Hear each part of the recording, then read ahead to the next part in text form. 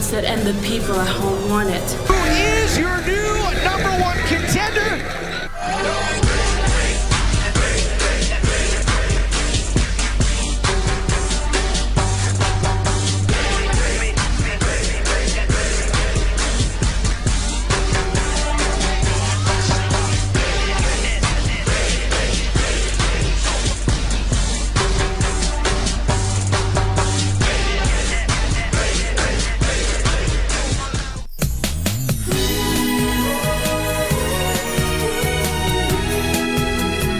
In the future, we've got to stick together and live a better life. Pinky and I are already divorced. She has nothing to do with me anymore. I only have one son right now, and he's Sean. I don't know why you're being so stubborn. Are you with Pinky right now? Listen, I'll talk with you later. I gotta go. Helen, congratulations. You look amazing today. I'm sorry. The bridegroom may be a bit late. It's okay. He must be on the way. Jack, be careful! Pinky doesn't know how to swim! Jack, hurry and save her!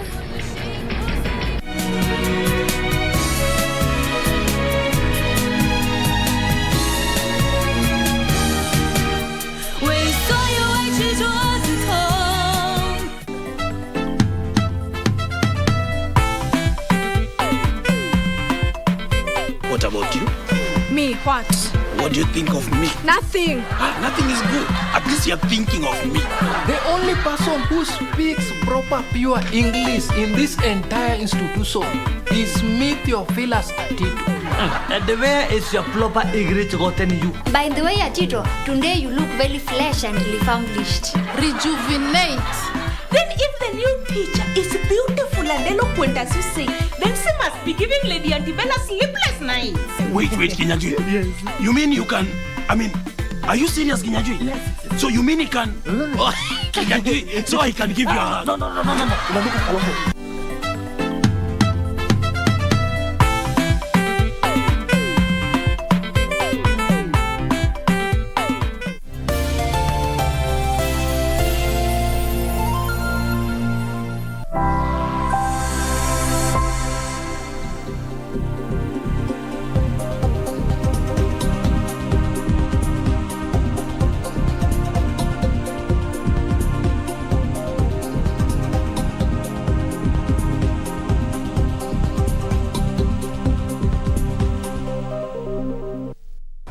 A very good morning to you. Thank you for making time to join us here on KBC Channel 1. This is BizCheck, and we shall be having quite some conversations for the next 2 hours.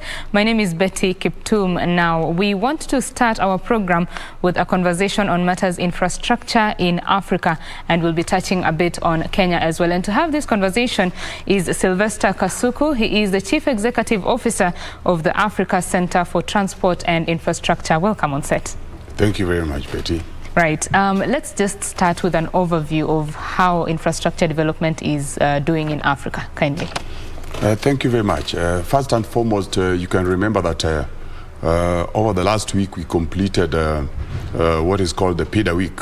That is Program for Infrastructure Development for Africa, which is under the African Union and is supported by a number of development partners.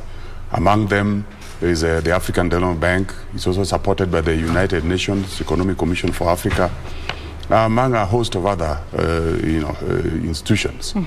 But first of all, it is important to understand what is the whole story about Pita, right, or what are we talking about when we are talking about Pita? Do tell. So Program for Infrastructure Development for Africa encompasses a program that has been developed by African leaders under the African Union. And this was done around 2012, in which it was recognized that unless we develop requisite infrastructure for the continent, we will not be able to industrialize, and we will not be able to integrate Africa, and we will not be able to strengthen intra-African trade, and we will not be able to allow for what you call cross-border labor mobility, as well as many other aspects of development that we are looking for in the continent.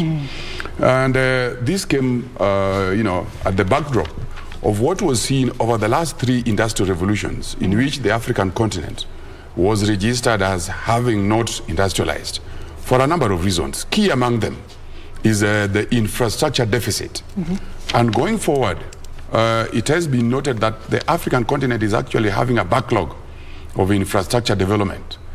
And this goes beyond a tune of $180 billion per year. And what we can say is that now, therefore, under the African Union, a program was put together that is guiding the process of infrastructure development in Africa up to the year 2040. Okay. The timeline being that we cannot wait beyond the year 2040 for us to reach a timeline of 2063, which is called the AU Agenda 2063, upon which we ought to have resolved many, or if not all, of our development problems. So on the road sector, the drive is to develop over 37,000 kilometers of new railway in the African continent. And you've seen the race towards the development of road infrastructure even in Kenya. Yes. The other bit is to develop about 32,000 kilometers of new railway in Africa by the year 2040. We are also supposed to develop an added capacity for ports to the tune of 1.3 billion tons by the year 2040. So when I'm saying 1.3 billion, I'm not saying 1.3 million. 1.3 billion ton added capacity. Those are very big numbers, and yes, quite some. Your outlook for the future is very big. So how are we doing this far? We are already in 2022, around 18 years to go to 2040, right. And we know that infrastructure projects take time to deliver.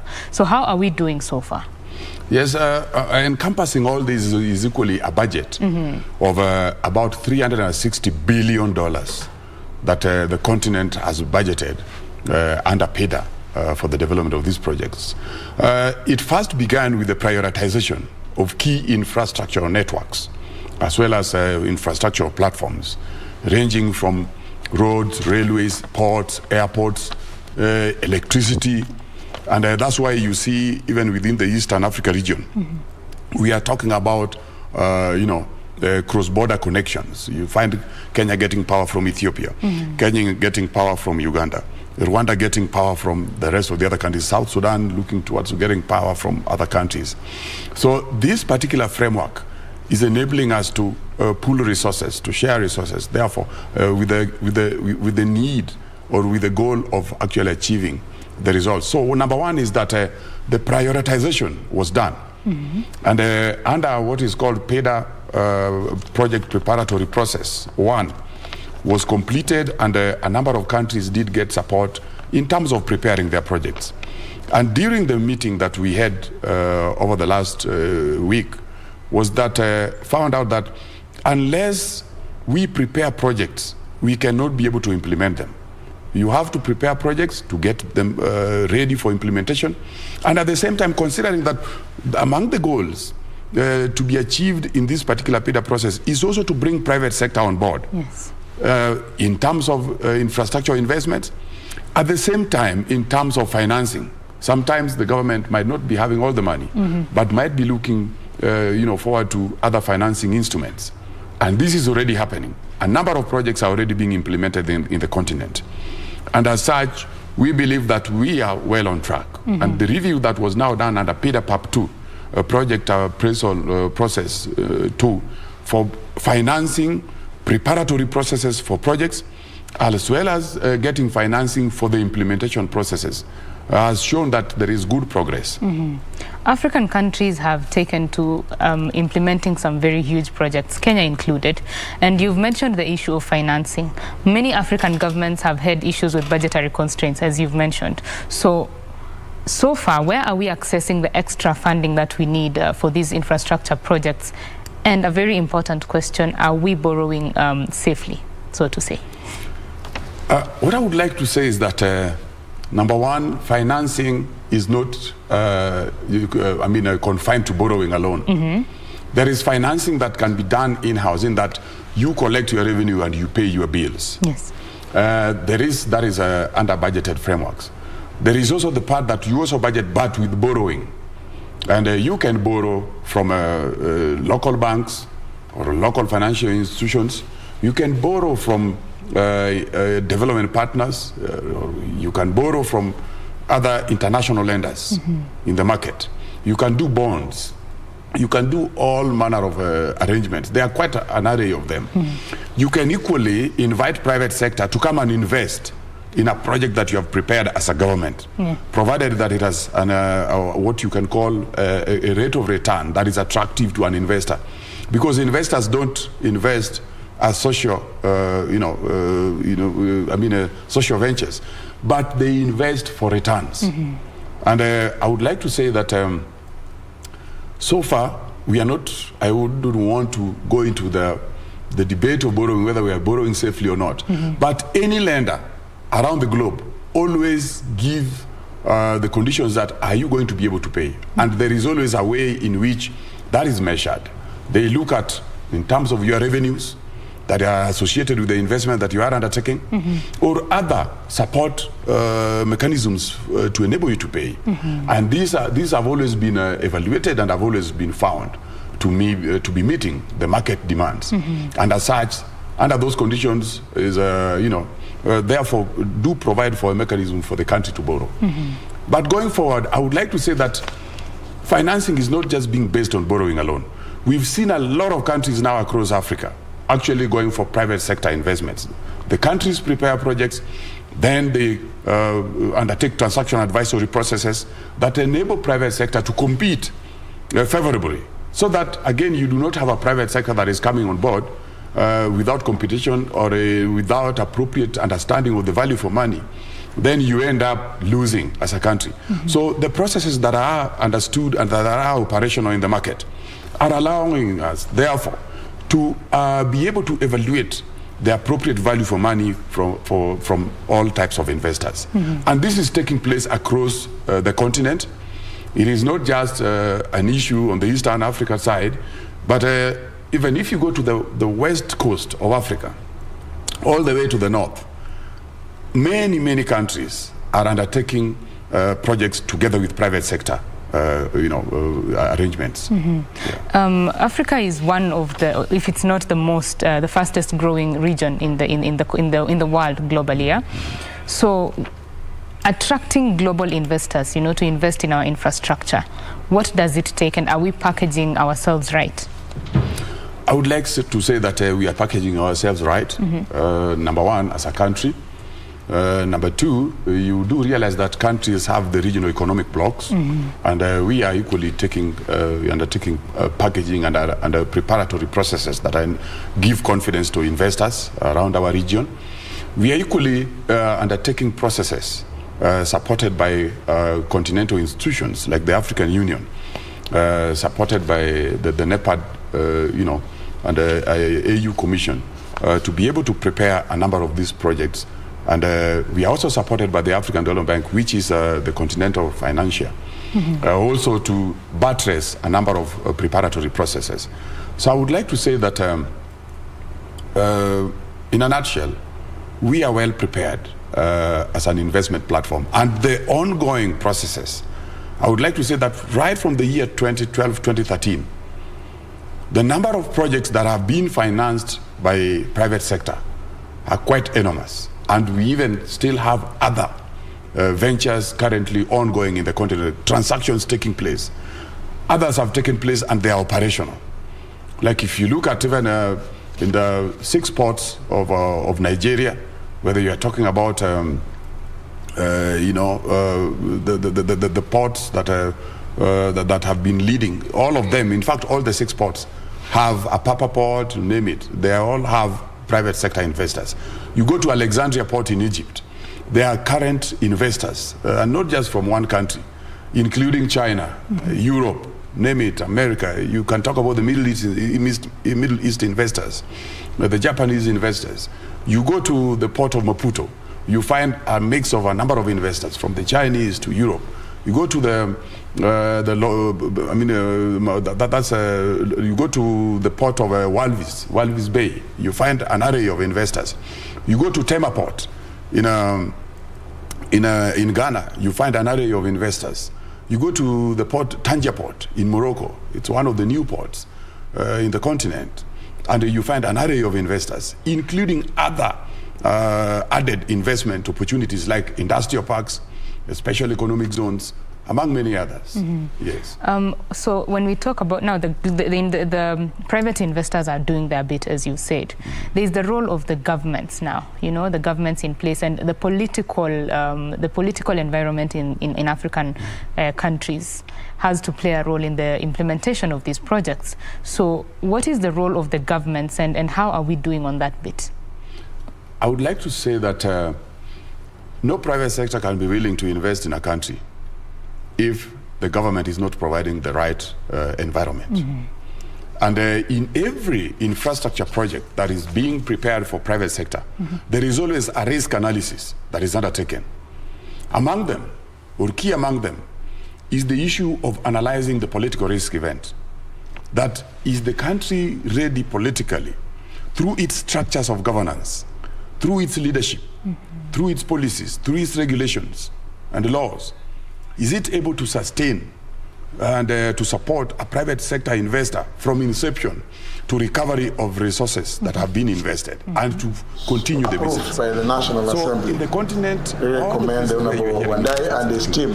The countries are having... Next to him is the Honorable... They have appropriate policies in place, they have appropriate regulations in place, and they equally strive to undertake what we call a business competitiveness enhancement program.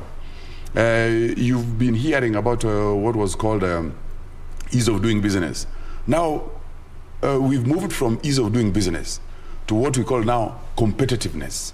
So in terms of improving competitiveness, you therefore reduce those particular elements that can actually lower a private investor's appetite for investments in the country. For example, Kenya, we have the PPP law that allows for a private sector investor to come and invest. We have even the Privatization Commission that allows does the investment of projects from the government portfolio to private sector portfolio. We have a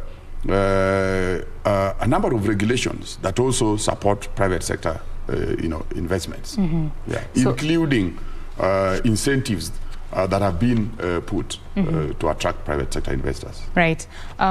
These are for projects that are maybe in a certain country. How about now for projects that span a whole region, you know, like the LAPSET, which goes across a number of countries? How is that handled? Yes, we do have a number of these projects across the continent.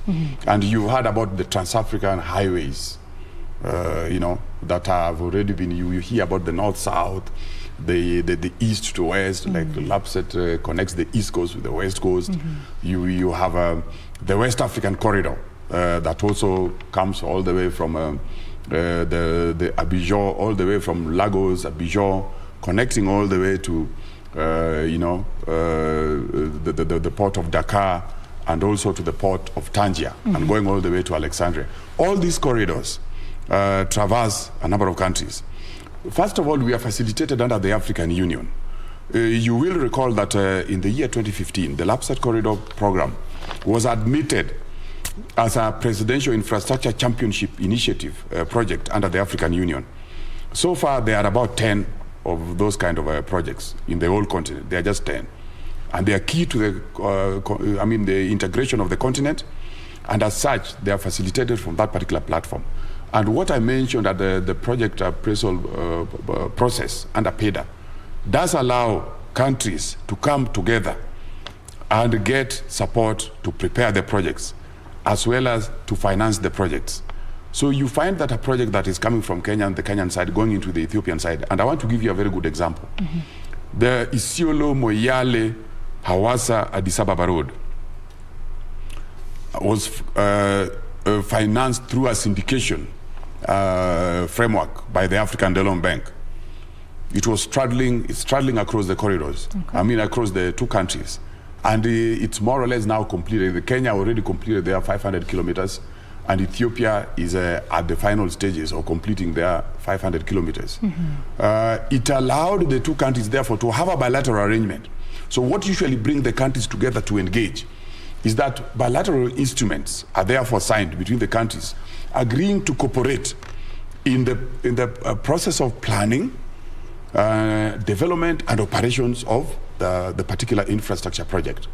And you equally heard about the pipeline project that is supposed to come from South Sudan. You did see that there was a bilateral agreement that was being negotiated with the government of South Sudan. You've equally seen Kenya sign bilateral agreements on issues of energy and oil and gas to enable Kenya and Ethiopia to develop and operate, energy. What you call electricity transmission lines, tapping energy from the side of Ethiopia. And the same is happening to a number of countries. You have heard about the Inga project, the Inga Dam, which has been lingering on the continent's development table for quite a long time. At the moment, you see that it is coming to the table for transactions. It's equally moving into implementation. And the energy will not be consumed by Congo alone, but will actually be transmitted to many other countries in the region. As such, we are again brought together under what is usually also called the regional economic communities, like the East African community. You have projects which also come under COMESA. Like if we are sharing a particular infrastructure project with a country that is not within the East African community, then we look for one of the regional economic communities arrangements, like IGAD, COMESA, and the others, so that whichever country you therefore share one of those arrangements with, then and you intend to undertake a project, is therefore brought into that particular framework for cooperation. So the continental arrangements or the institutional arrangements that we have in the continent is number one.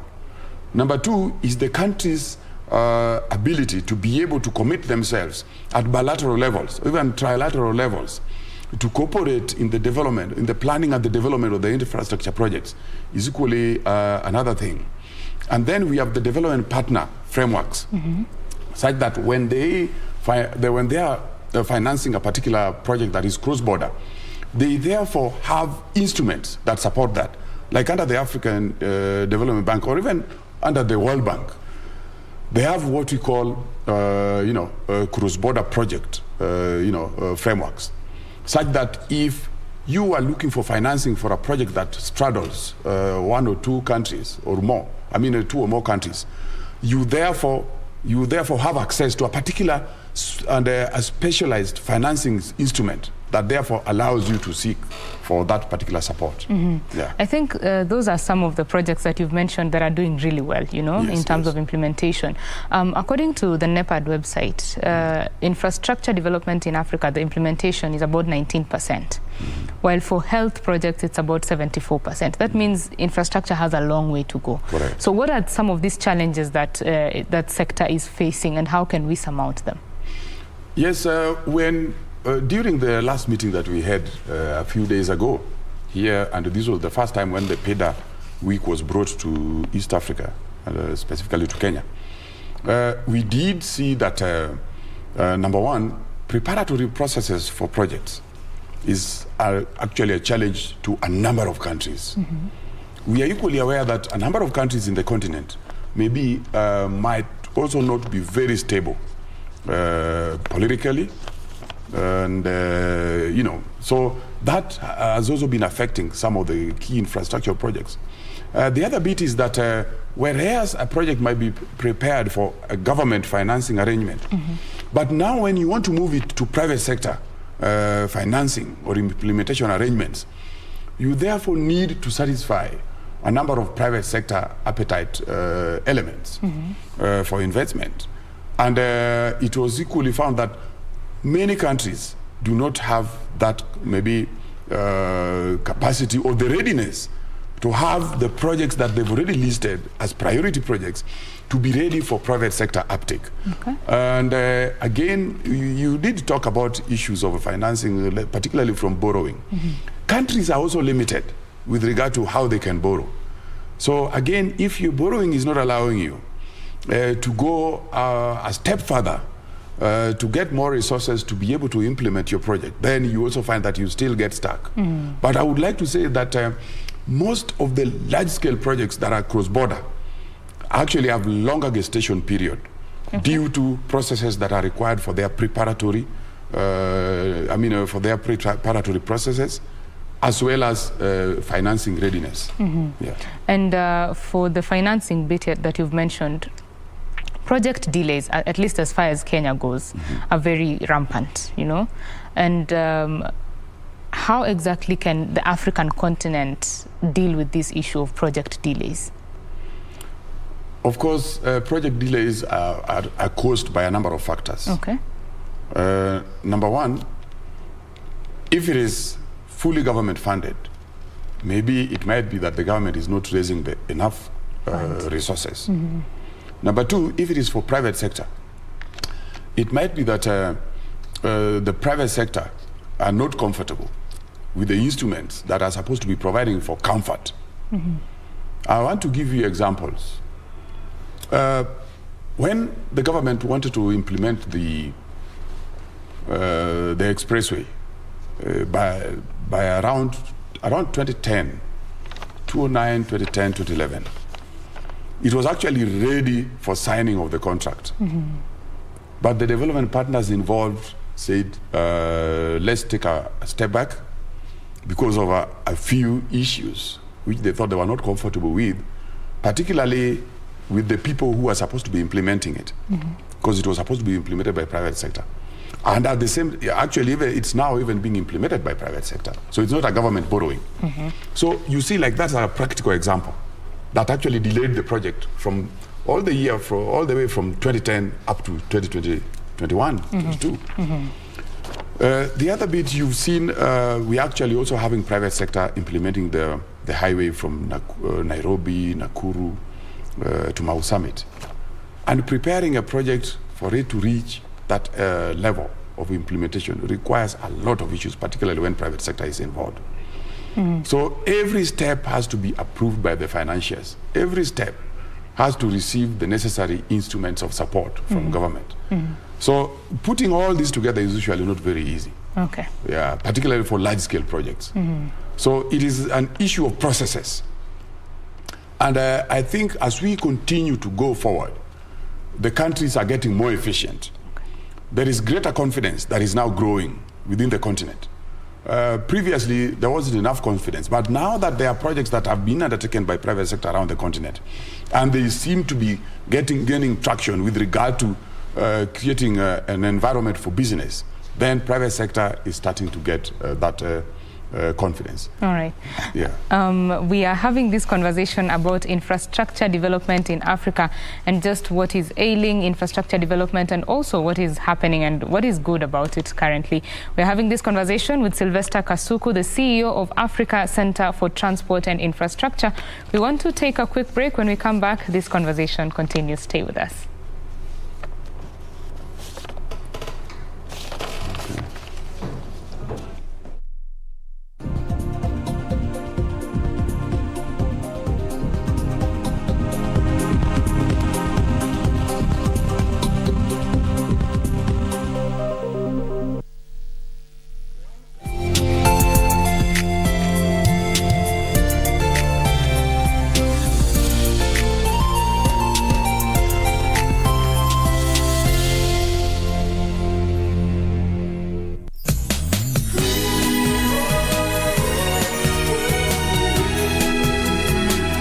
Pinky? Why are you sweating so much? You all right? Pinky. Would I care? Just leave the past in the past. Jack and I have got a son. He's 5. Can't leave. You are no longer my husband. I don't need to listen to you. We'll never marry you, all right? Never, ever. Make yourself aware of that. Face is so pretty. What are you doing? You're gonna leave all your money to Pinky, am I right? How dare you? How dare you talk back, you... Oh my God, honey!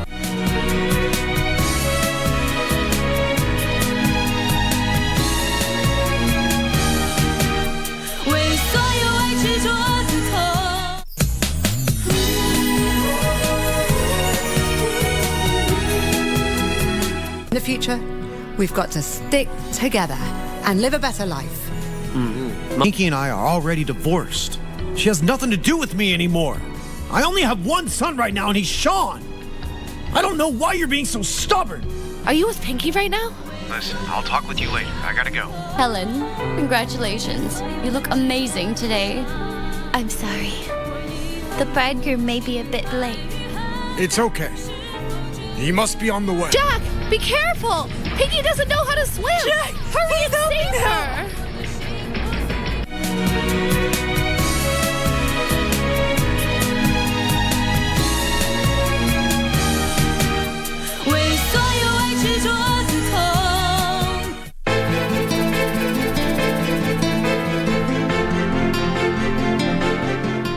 Mimi na wewe tumemalizana.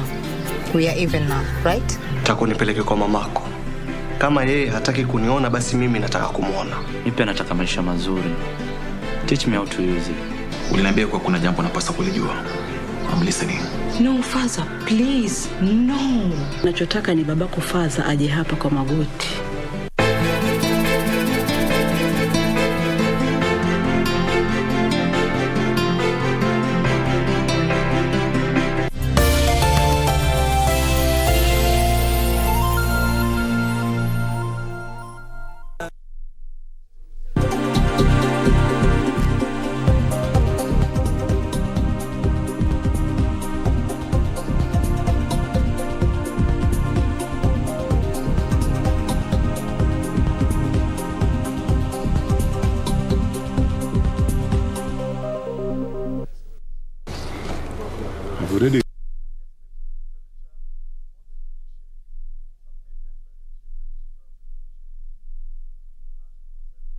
Here on KBC Channel 1. Remember, today is World Kidney Day, and of course looking at just the challenges that people with kidney problems are facing, as well as the renal problems. And of course the Minister of Health, Kagwe, will be giving us a speech much later on. Purity Museo is on that bit, and we shall be expecting something from her.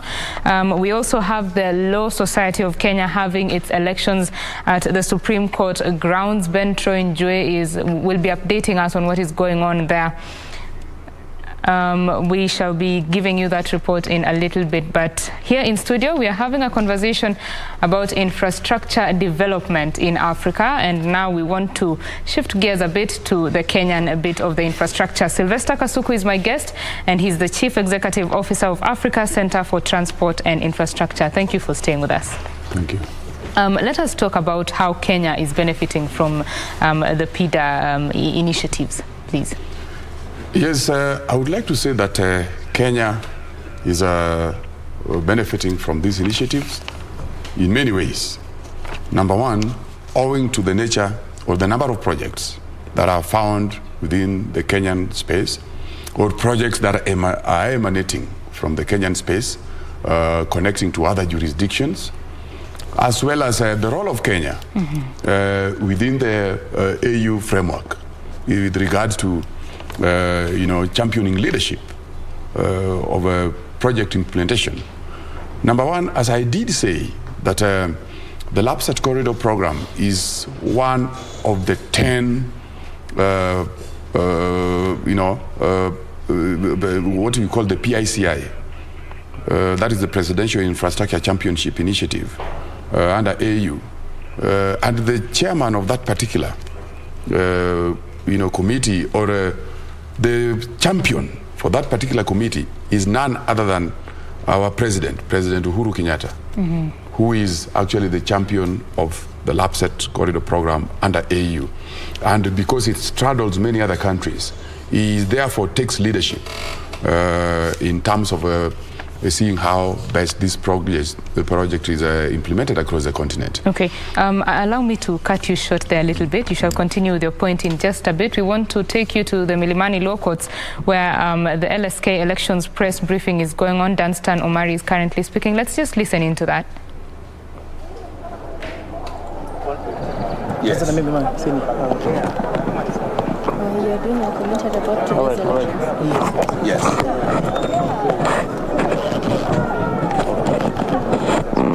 Yes. You are an aspirant, right? Yes, yes. Yes. Go ahead. Okay.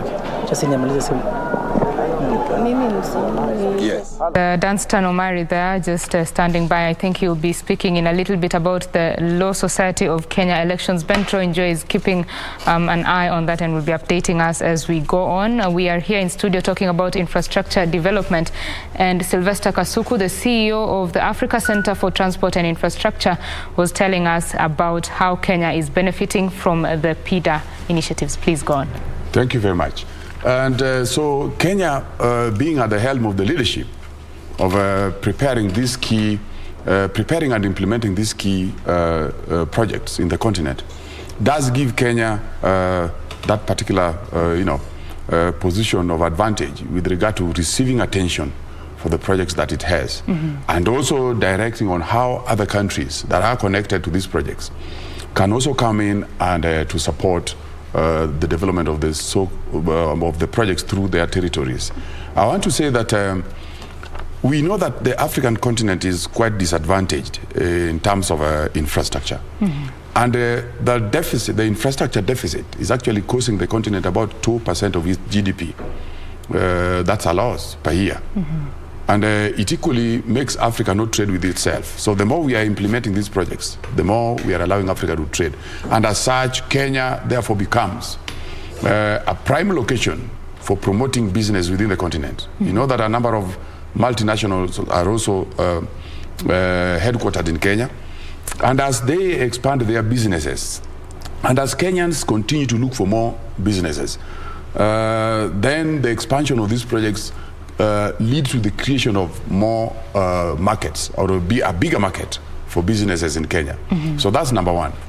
Number two is that with regard to funding of projects, and I did say that there are frameworks that deal with projects that go beyond the country's boundary. And as such, the financing instruments that are therefore deployed to support these projects are therefore also accessed by Kenya. Like Kenya was supported under Pita PAP 1 and is also being supported under Pita PAP 2 with regard to these cross-border projects.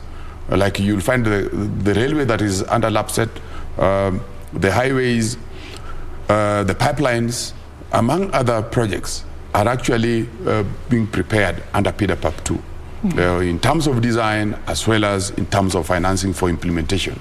So that gives Kenya that advantageous position. The other bit is that there are many corridors that are actually emanating from Kenya. You have the north-south that crosses through Kenya. Then you have the LAPSET crossing through Kenya. Then you have the other corridor that goes all the way to, through Uganda, Congo, also going towards the western part of the continent. All these projects are key to Kenya's development. Then you also have the corridor that also comes from Turkana running through Isebania, and the other one also running through Namanga. All these are key corridors that are supporting the continent in terms of regional integration. And as such, the regional integration being top on the agenda, Kenya's infrastructural bit, therefore, becomes a continental agenda, becomes a continental priority beyond the national priority that they are. All right. We'll continue with this conversation in a little bit. Let's now take you to the Lsk Elections press briefing by Dunstan Omari. He's speaking currently. Let's listen into what he has to say. For 20, 30, 40 years, Lsk was. There is the past 2 years, and that is the question people are asking. We lost our glory, and I hope all the people who are contesting are very good contestants, qualified advocates. They have exceptional skills of leadership, but only those ones that will get the majority votes will lead us. And we wish everybody who is in the ballot all the best. And once we conclude this election today, we'll move together as advocates of one family and to protect the rule of law in this country. Thank you. What do you expect? You can say also salad. Okay, perhaps my last question. Yeah. To restore the lost glory, what do the new office bearers need to do? The new office bearers who will be elected today must bring everybody on board. We need to deal with our matters in the boardroom. We have no business dealing with our matters in the public the spots that we have been seeing around. So lawyers are very intelligent people. We are the people who implement arbitration. We are the people who implement ADR. And therefore, we hope that once we get the new officials, they'll bring everybody on board and we move forward. Thank you so much. All right. Sir. Thank you. See level.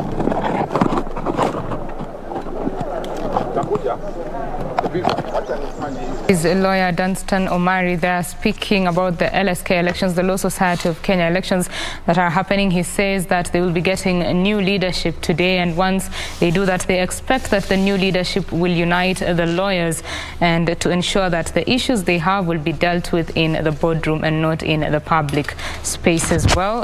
Ben Troinjo will be giving us a detailed report of how those elections go a little bit later.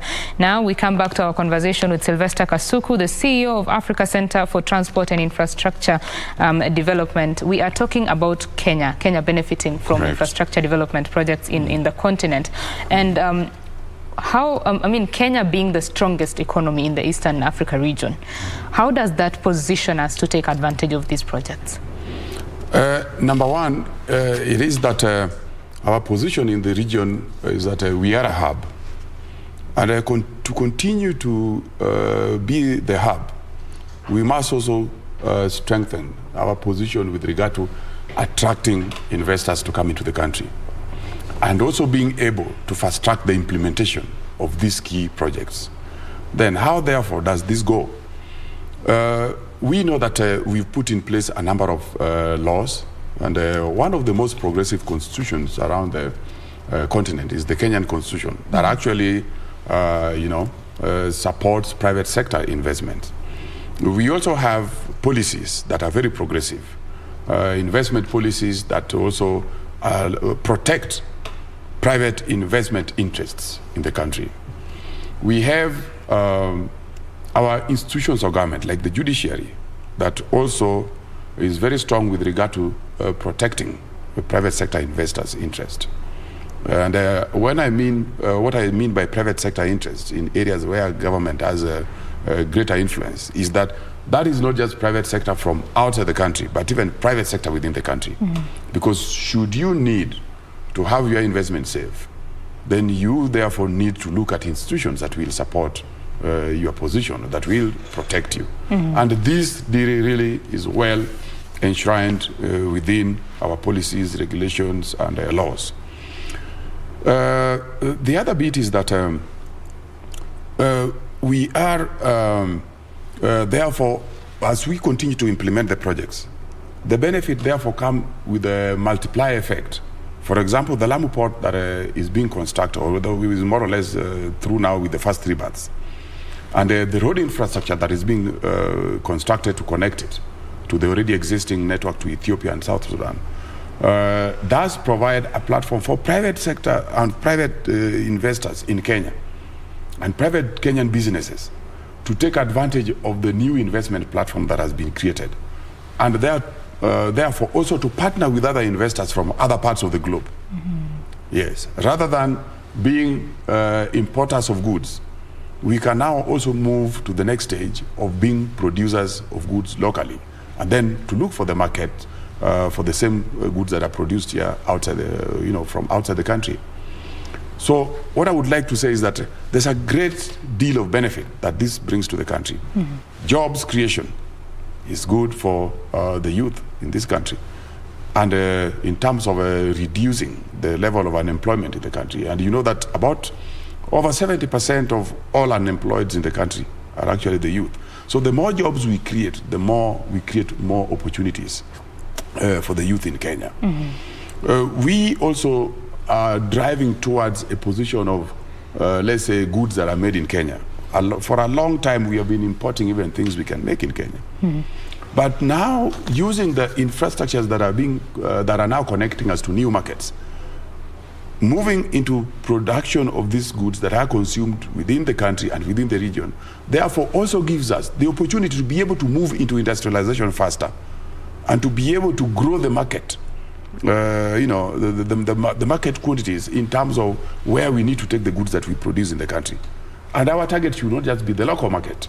alone. But we should look for markets outside the country as well. Right. Just like other countries where we import goods from have also captured our market. Yes, that is very important. Most, or rather, infrastructure projects in the continent have been known to use the services of external contractors, or contractors from other countries, as opposed to local contractors. So how are these projects that we are implementing supporting the local market? Yes, I would like to say that one of the problems that has always led to use of external contractors, or that is contractors that come from outside the continent, has actually been what I would like to say as a lack of capacity to handle large-scale infrastructure projects. Okay. Otherwise, if there was that large-scale capacity, then maybe local contractors, would be handling. But the local contractors are not completely excluded. Sometimes lender rules, and I want us to take this seriously. Lender rules, people that are lending you money, also have conditions.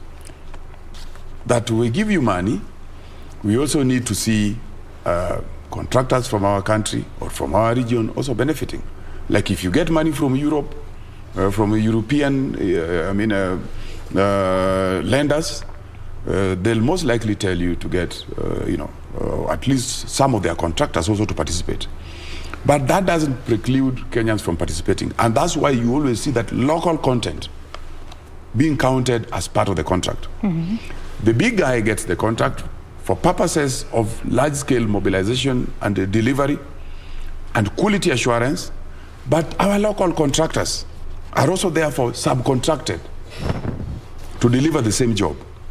So as they continue to partner with these external contractors that come with certain lender regulations or lender demands, then you also find that our local contractors also continue to grow their capacity to deliver.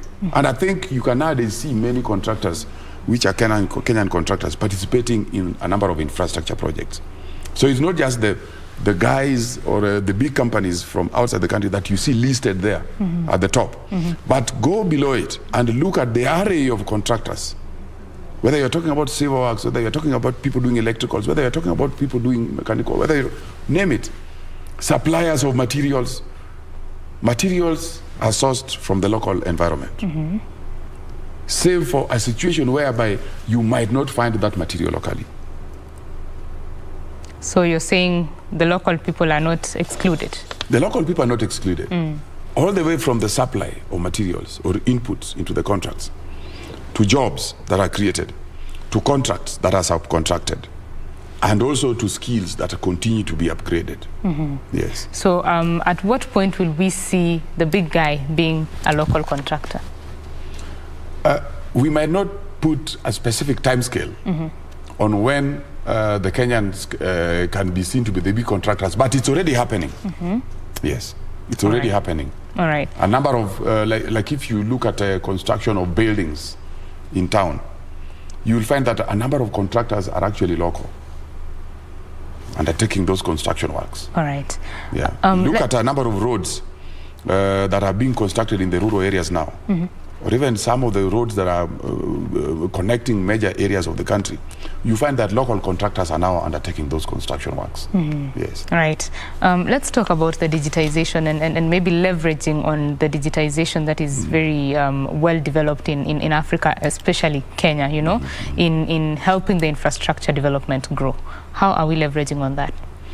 Yes, during the last Pita meeting, which ended a few days ago, did show that digitalization in the continent is actually one of the major inputs towards integration of the continent.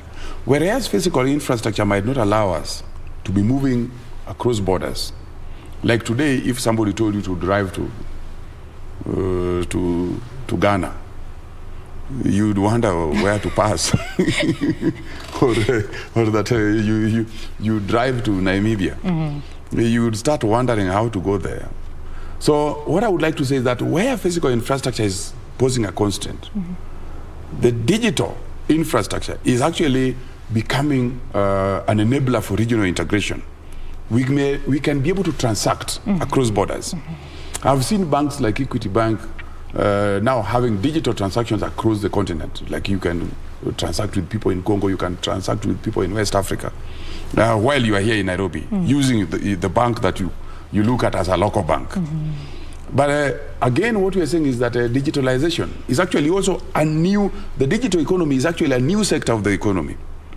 And it is estimated by that by the year 2030, it could actually grow to 10% of GDP for African countries or for the continental, economy.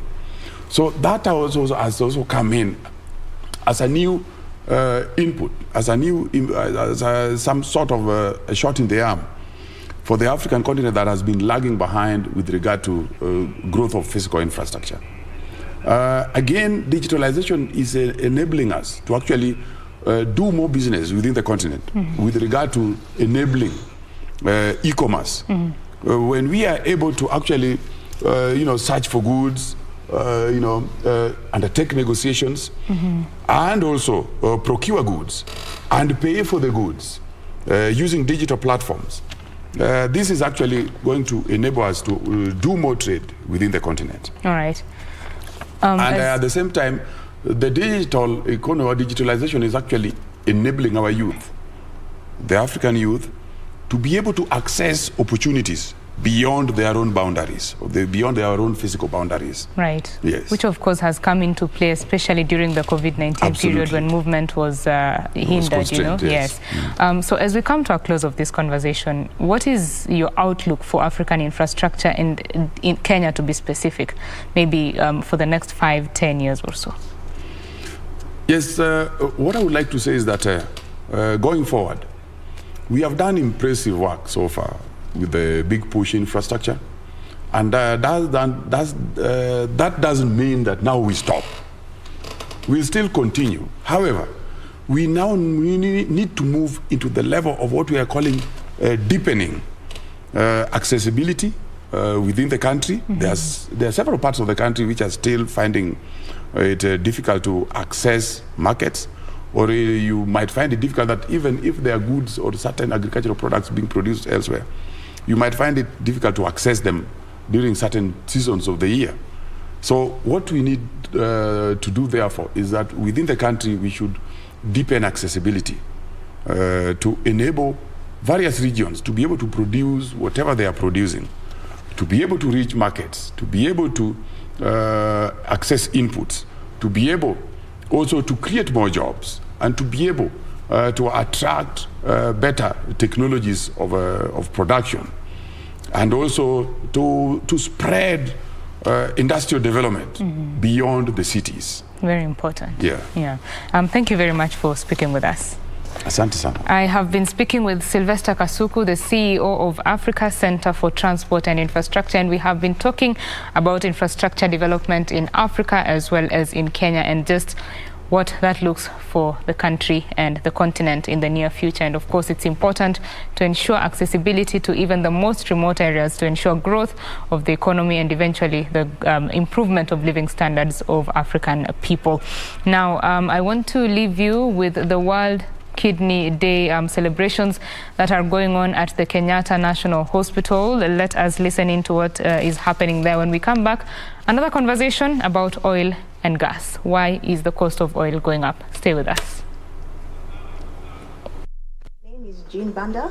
I'm the founder of Kenya Kidney and Lupus Foundation. As Dr. Mbogo has mentioned, my kidneys failed in the year 2000, and I have been a patient from 2000 to date.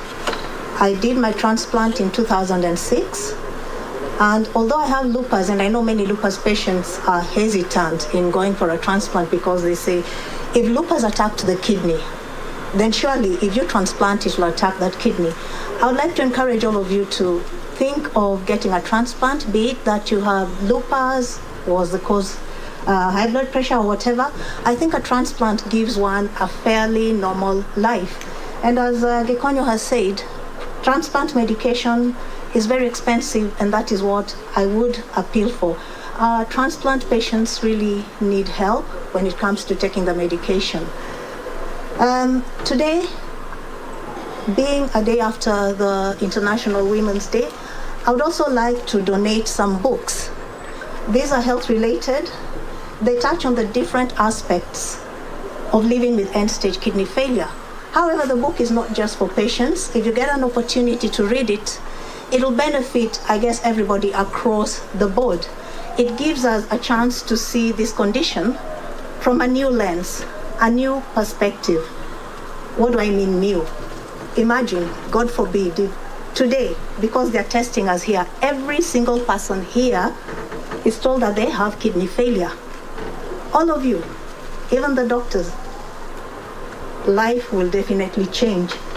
And the label will be the one with the kidney failure. So there are many issues that come up. It's a small book, and I'll donate 200 copies to the trustee, Professor McLeGale. Yeah, you come up.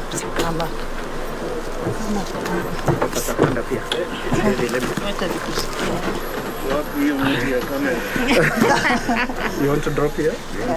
Yeah. Okay. Okay. Those things. Come up beyond the podium.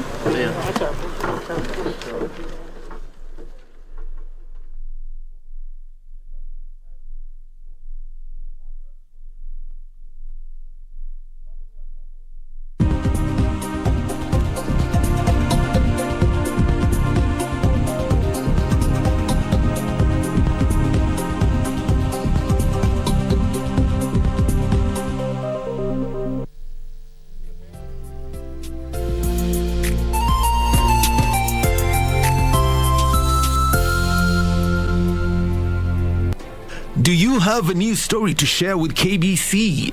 Get in touch swiftly on email news@kbc.co.ke or call 0723-892-654 or 0734-780-124.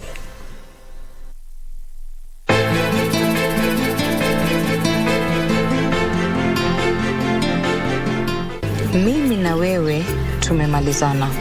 We are even now, right? Takunipeleke kwa mamako. Kama yeye hataki kuniona, basi mimi nataka kumuona. Mimi pia nataka maisha mazuri. Teach me how to use it. Uliniambia kwa kuna jambo napaswa kulijua. I'm listening. No, Father, please, no. Nachotaka ni babako Father aje hapa kwa magoti.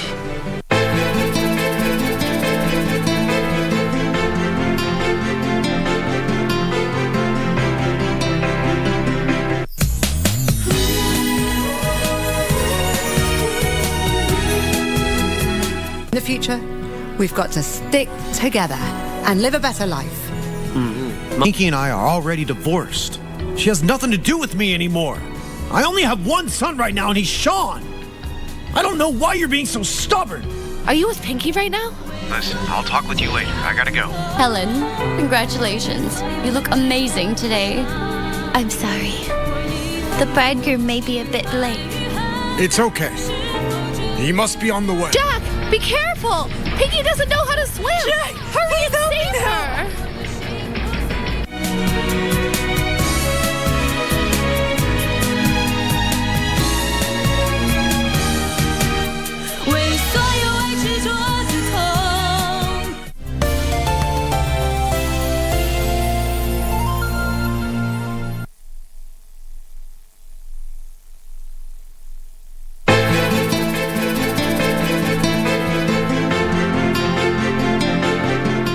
Mimi na wewe tumemalizana. We are even now, right? Takunipeleke kwa mamako. Kama yeye hataki kuniona, basi mimi nataka kumuona. Mimi pia nataka maisha mazuri. Teach me how to use it. Uliniambia kwa kuna jambo napaswa kulijua. I'm listening.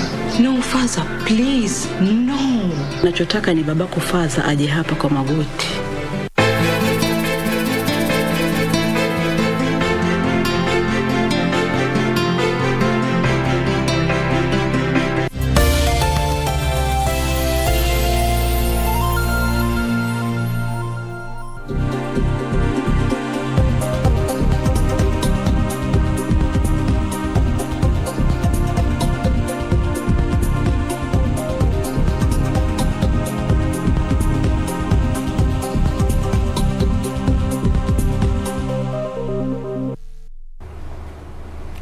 Thank you very much for staying with BizCheck here on KBC Channel 1. My name is Betty Kiptum.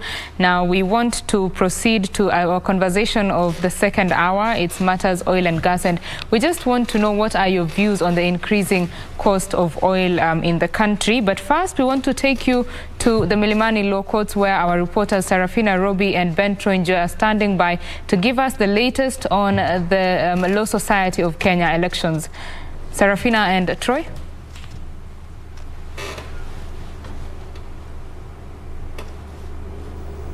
We're coming to you live from the Milimani Law Courts, as you said.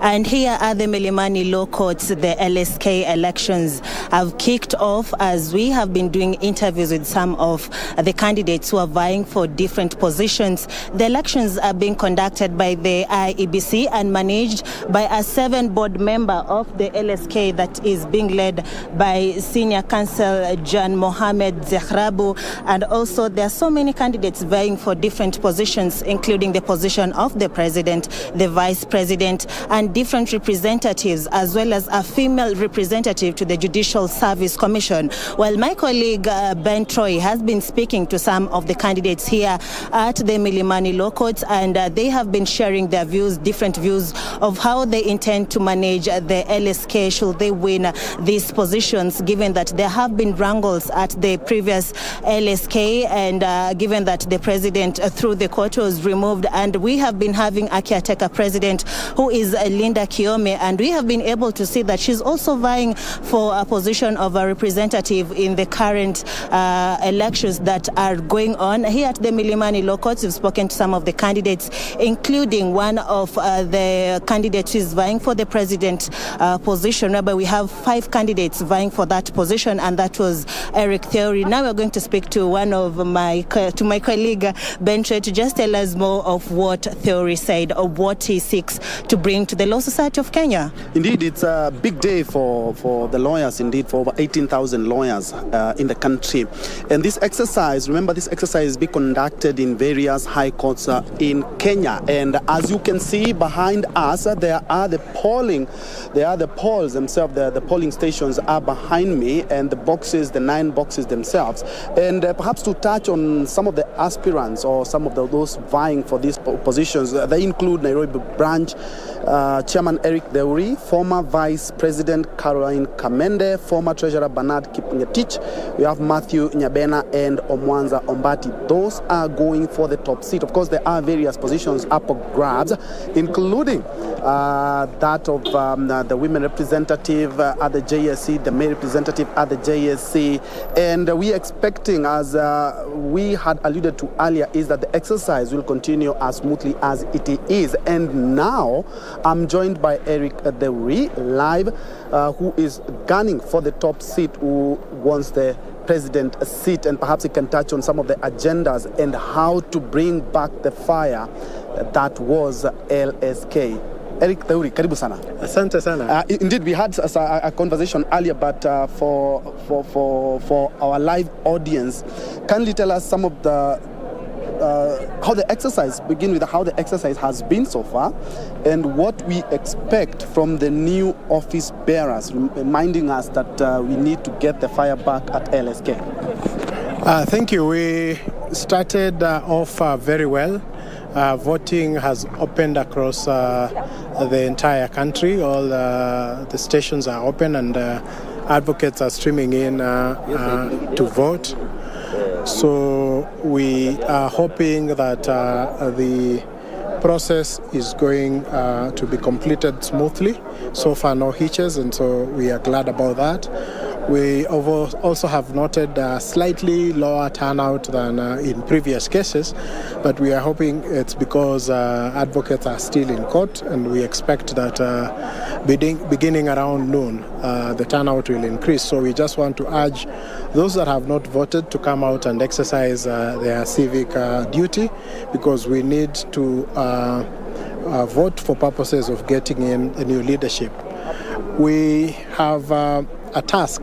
The new leadership that gets into office has a task to heal and bring the society together.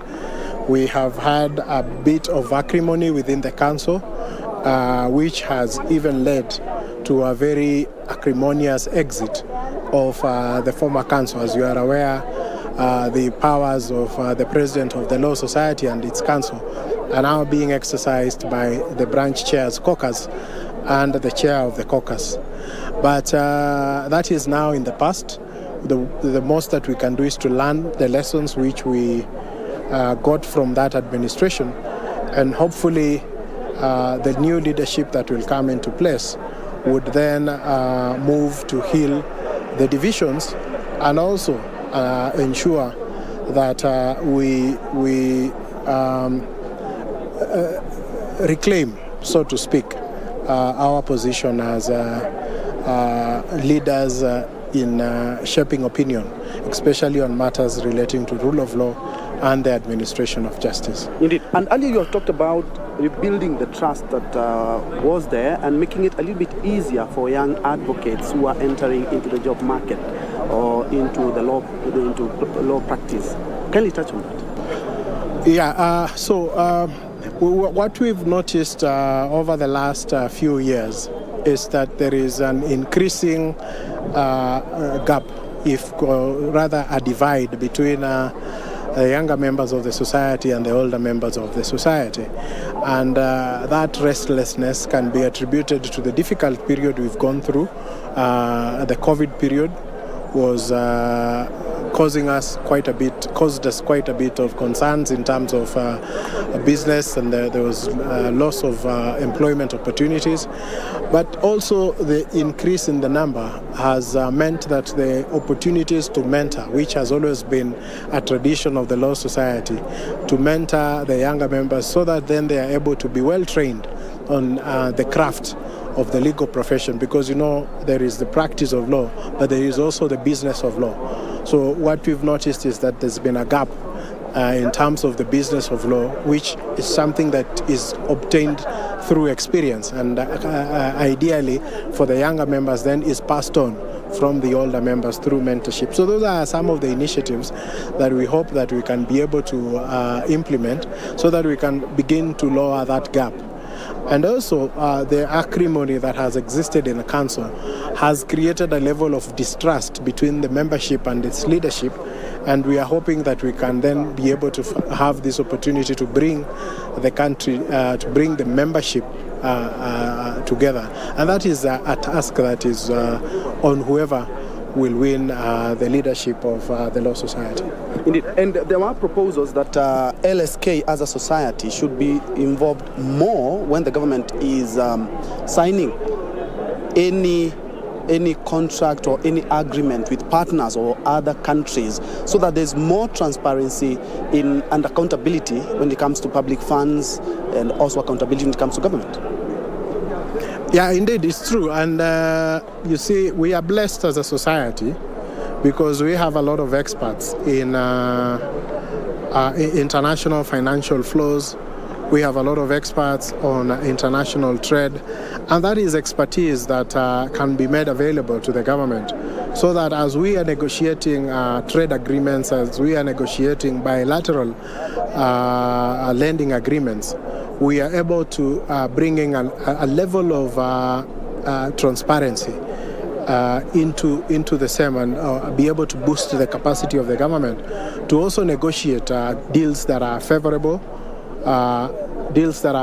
to the country, and also ensure that there is transparency in the negotiations of those deals, because ultimately we all recognize that the government is not doing or engaging in those discussions for itself, but it is for and on behalf of the Kenyan public. And so that there is a need to ensure that when that is done, it is done for the good of the country. And the only way we can do that is if we are able to bring in our expertise in our process, so that we are sure that the deals that are negotiated then are negotiated for the good of the country.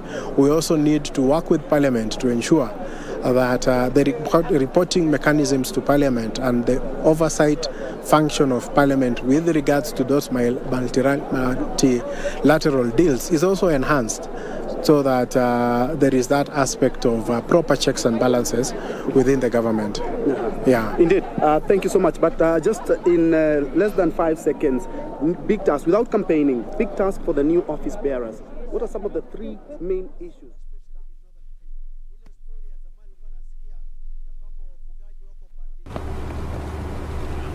That is Ben Troinjo, our reporter, engaging one of the lawyers there at the Law Society of Kenya Elections. It's happening at the Milimani Law Courts, and of course some of the issues that they're hoping will be dealt with by the new leadership include bridging the gap between the older generation of lawyers and the younger generation, as well as eliminating distrust between the membership of the LSK and its leadership. Bentro Njue and Serafina Robi are following up on those elections and will be giving us a detailed report on what happens in the elections. We now want to come to our studio interview here. We want to have a conversation about the oil and gas, the increase in prices of oil and gas. Why is this happening? And what does the future look like? To have this conversation is Mwendia Nyaga. He is the founder of Oil and Energy Service Limited. Thank you for joining us. Thank you, Betty. Right, let's just start with the issues surrounding the cost of oil, and let's start globally. I mean, some things are beyond our control, you know. Let's start with the global trends that are going on right now, starting with the Russian-Ukraine war. Come on. Thank you. I think even before I go to the Russia-Ukraine war, there's a little bit of background. Sure. In that we all watched in 2020 when the price of oil was said to have gone to zero internationally, to $0 per barrel. Yes. Of course, that was the effect of the coronavirus. And the coronavirus, what it did was it led to a significant and sudden drop of the oil consumption globally, because people stopped traveling and stayed at home, and flights stopped flying and all that. So since then, the world has then been recovering. Of course, 2020 was almost all down, but in 2021, there were several times when recovery was seen. And so the oil consumption started to increase again. And it started in later 2021. The oil consumption started to go back to the levels where it was in 2019. Now, unfortunately, a lot of production had been withdrawn from the system, especially in the US, because in the US where they do the shale oil, wells don't produce for too long. You have to keep drilling many wells continuously. Now, when the oil prices fell and the demand also fell, all those rigs were withdrawn and they were parked. They stopped drilling. So oil production in the US went down, and you could not lift it like with a switch. So towards the end of 2021, what we saw was an increase in demand, which was not completely matched by an increase in production. And that was also affected by the action that was being taken by the OPEC and by extension also the OPEC Plus group, which controlled how to increase the supply during this period of increasing demand. So that already led to a gradual but very sustained increase in oil prices. So by the end of 2021, oil prices were already high. Kenyans did not feel them as much because the government in October took a decision to cushion Kenyans against those prices by using the stabilization fund that had been accumulated over a period of time. Now come 2021, this trend was expected to continue. And it would have continued as a gradual increase. Of course, it's anyone's guess where it would have ended, but a lot of analysts and experts thought we will be averaging between $80 to $100 a barrel for the rest of 2022 and into 2023 and probably 24. And then now here comes the Russian crisis, where Russia decides to attack or invade Ukraine. When something like that happens, the oil, already the balance between demand and supply was very, very thin. And that was already causing jitters in the market. But I think most people in the industry believe that that balance can be maintained over a period of time as long as there's continued also gradual investment. Now, when this war came, even before the invasion actually happened, the market became very jittery and the prices started to go up. So first is just the imagination of how many barrels would be withdrawn in case some supply routes are closed, and then the oil from Russia will not be able to go to a lot of places in the world.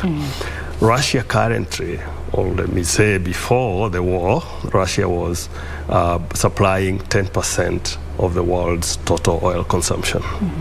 And so is Saudi Arabia, and so is US. The three of them, each of them almost supply about 10% of the global oil demand. So imagining that supply from a 10% supplier can be interrupted already pushed the prices high. Now, and then as that was going on, the next bombshell was US to start saying that it is considering stopping the imports from Russia. Now, Russia does not supply a lot of oil to the US. It's basically about less than perhaps 3% of their total consumption today. However, they supply some quality of oil that is needed by the US refineries, and the only alternative source is not a beautiful source for the US, because the alternative sources of that quality of oil is Venezuela, it is Iran, or Saudi Arabia. Now, that already meant that if you withdraw 10% of the US supply, the next source of the quality that is required by the US refineries was also going to be a difficult one. Because Venezuela has the issues it has with the US, has been on sanctions for long. Iran has been on sanctions for long from the US. So they first have to negotiate around those sanctions. Before they get to the oil supply. Exactly. And Saudi has not in the recent past been the darling that it has historically been for the US, and has actually been forging friendships and alliances with Russia. So those three sources meant that these withdrawn oil imports into the US are not going to find an easy replacement. And then, of course, if you stopped Russia from exporting oil to the rest of Europe, then that meant you're creating a bigger supply gap, which then means basically the prices can only go high. So they have hit the highest, I think, yesterday. They have been going down today, but again, we don't. That could be just a correction, so we don't know where they will go after that. Of course, the highest figure there is $135 per barrel. Yes, that's true for the Brent crude. Giving us that background, it's very important. But when we talk about the withdrawal of, purchase of oil from Russia by US and maybe even parts of Europe, who are going to be the first casualties of this problem, this crisis?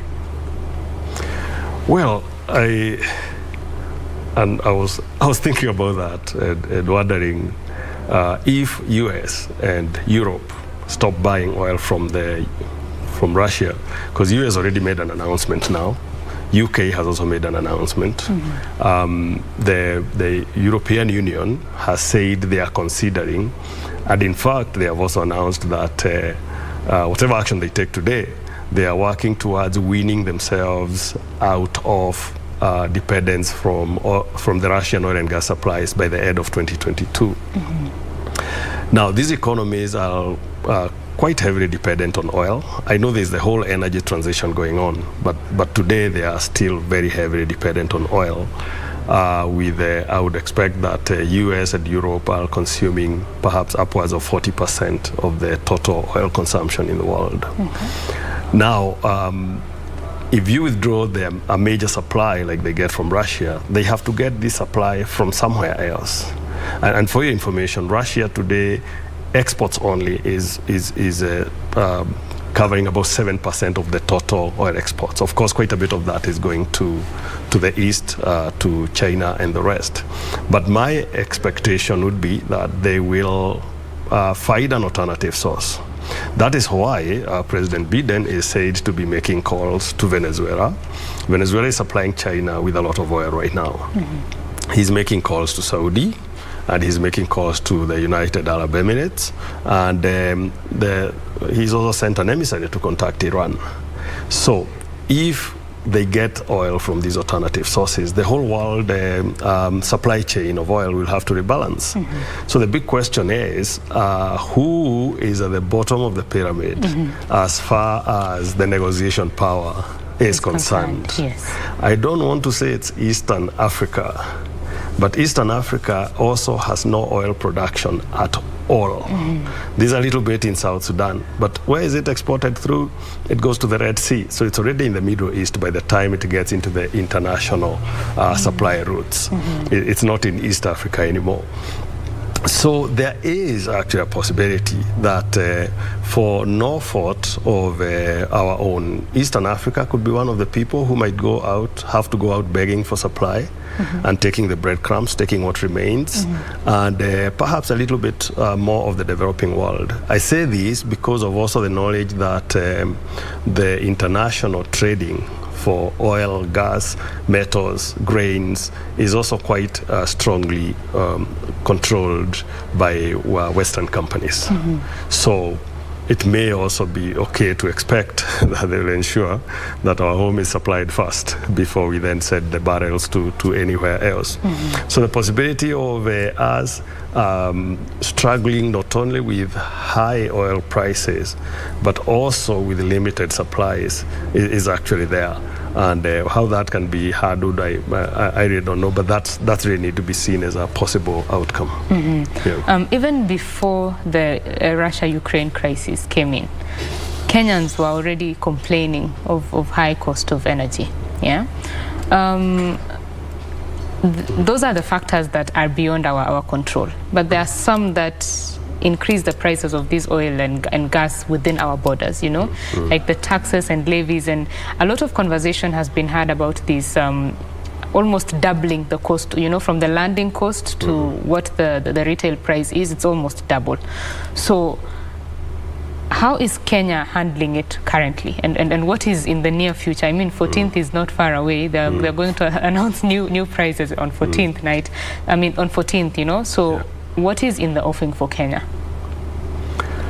Okay, first, again, another step back. And you're right, Kenyans have been complaining a lot about the high cost of energy. And in Kenya, almost, when you mention energy, people think electricity. And this is a discussion that we had most of 2021 about how to reduce the cost of electricity. This debate was entered into back in 2014, and actually some actions set in motion. I may not comment on whether those actions did gain a lot or bring a lot of gains or not, but the whole of last year and perhaps also continuing to happen now is that there's a lot of this discussion, and one of our biggest problems currently is that we are still generating electricity from petroleum.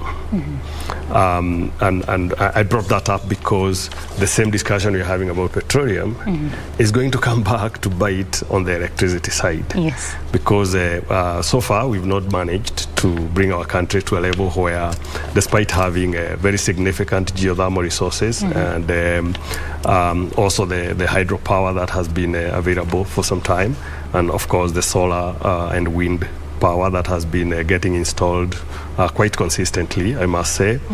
But we've still not been able to wean ourselves out of the generation of electricity from oil. So the price of oil, as it goes up, is going to directly affect the cost of generating electricity for the people.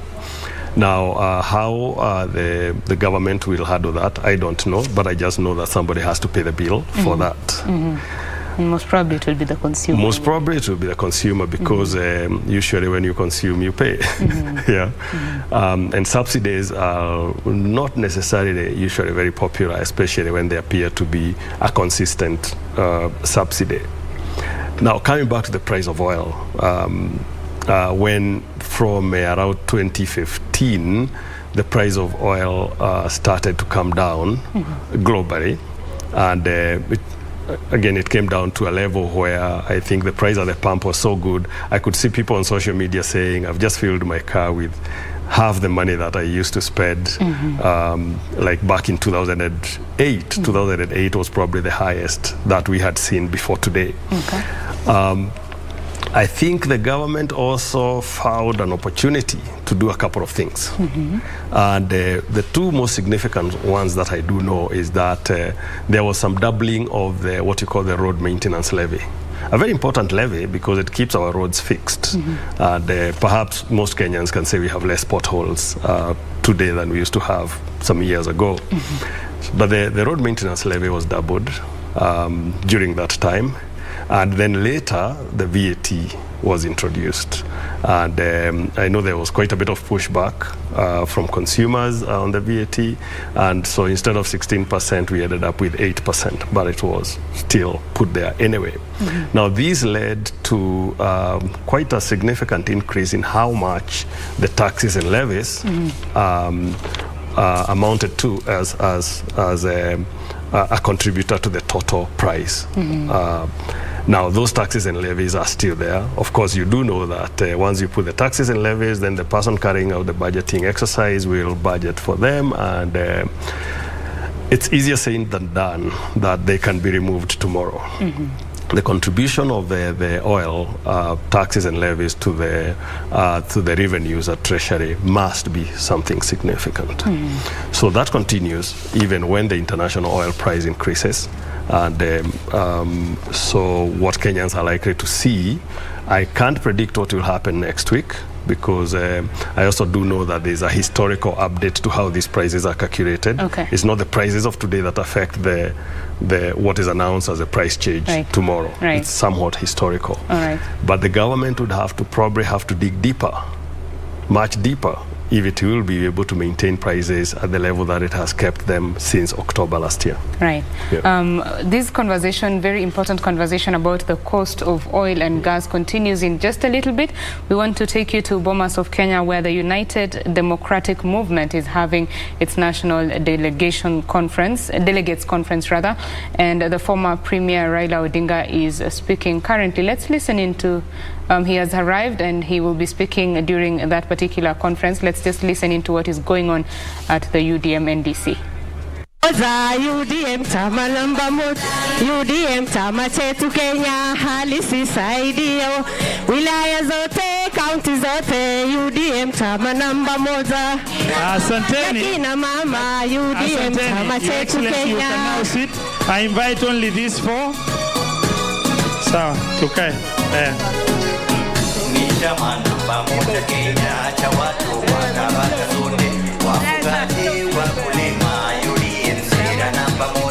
Wafugaji na wakulima, UDM chama namba, UDM chama chetu Kenya halisi saidia wote, wilaya zote, kaunti zote, UDM chama namba moja. Akina mama na kina baba, UDM chama chetu.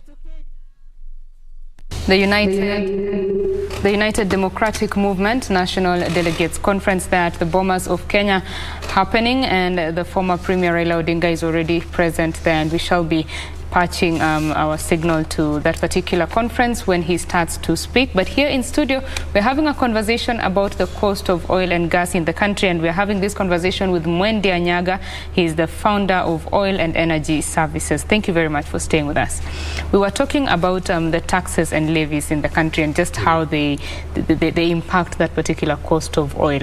Now, what is the impact of increased cost of oil? Because Kenyans have been posting their shopping lists, their bills online and just complaining. I mean, with 1,000, this is what I get. With 7,000, this is all I get. So how does the cost of energy translate to the cost of living? Well, I think the first one I mentioned is there's a direct contribution of oil to the cost of electricity. So first, the cost of generating electricity will obviously go up to the extent that we are going to continue using petroleum for generating the electricity that we need. And so that becomes a direct effect. I don't know again how the government intends to handle it, but somebody has to foot the bill. So you either foot the bill on your tab, or maybe pay more taxes somewhere else, or maybe suffer from not having some services. There has to be an effect somehow. But now, on top of that, this is the contribution to petroleum as an enabler of a lot of things that people do. Now, you might have heard, Betty, that last year there was a significant, rather drastic increase in fertilizer prices. Yes. I know the people talking out there, they're of course happy to blame the government of the day. But the truth of the matter is that there was, for the second half of last year, some kind of energy crisis in Europe, where the supply of gas, natural gas, which is petroleum, was in short supply. And then they were looking forward to a colder winter than they expected, meaning they needed more natural gas to supply energy during the winter season. And that shortage of natural gas led at some stage to what was said to be 600% increase in the price of natural gas. That, of course, was not felt directly here in Kenya. We don't use natural gas.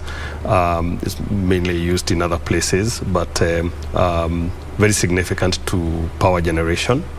And number two, a much higher proportion than anything else, production of fertilizer in the world is actually done from natural gas. The conversion of natural gas to the ammonia and whatever else input that is required in the production of fertilizer. So already the price of fertilizer went up, at least doubled during last year. I'm a tea farmer, so I use fertilizer. I know we could get fertilizer for 2,400 shillings, but today, if you check randomly, you'll get it for between 5,000, 6,000. It is nothing that anybody has done here in Kenya or not done. It's something that has already happened globally. Now, with what's happening today, what do we expect? The crisis, the natural gas crisis in Europe, will certainly increase.